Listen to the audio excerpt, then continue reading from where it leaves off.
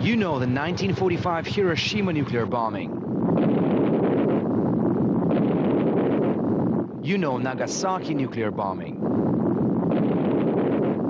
What you don't know is that Moscow could have been next if British leader Winston Churchill had it his way.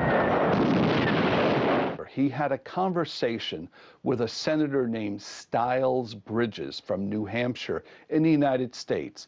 And Bridges reported to the FBI that Churchill had told him that the United States, to combat the expansionism of the Soviet Union, should consider using the atomic bomb, including, if necessary, dropping the bomb on the Kremlin.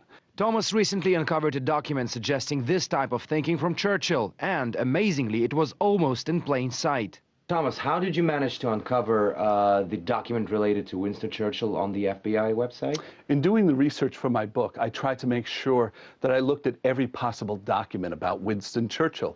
So I looked at the FBI's website, and they have a number of different historical files of well-known figures, and that's where I found this document from 1947. This was probably put out there within the last 10 years or so, and as it turns out, nobody had actually reported about this. The USSR and the UK may have been allies in defeating Nazism, and Churchill may have played a part in post-war division of Europe, but he never hid his resentment towards Moscow. His 1946 speech in Fulton, Missouri, "An iron curtain has descended across the continent," is believed to have started the Cold War.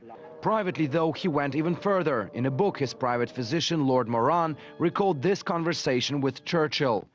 He said, "We ought not wait until Russia is ready. America knows that 52% of Russia's motor industry is in Moscow and could be wiped out by a single bomb. It might mean wiping out 3 million people, but the Soviets would think nothing of that." Winston paused and smiled as he thought of this grotesque. They would think more of erasing a historical building like the Kremlin. This, however, was seen as merely a bellicose rhetoric, which fortunately few paid real attention to, as Churchill was out of power.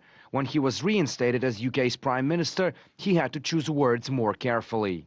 There's no evidence that Truman ever did see this memo. It went to the FBI. But I think Truman would not have taken Churchill too seriously here.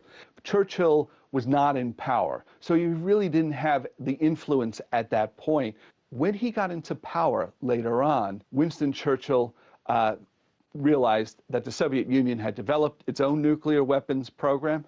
Churchill's son Randolph went to Moscow in 1945 and recalled that despite being unhappy with the US not sharing the nuclear technology with them, the Soviet leaders did not lose a minute of sleep worrying whether Americans would A-bomb them. Little did they know his father would have done that if he could. Alexei Rashevsky, RT, reporting from New York City.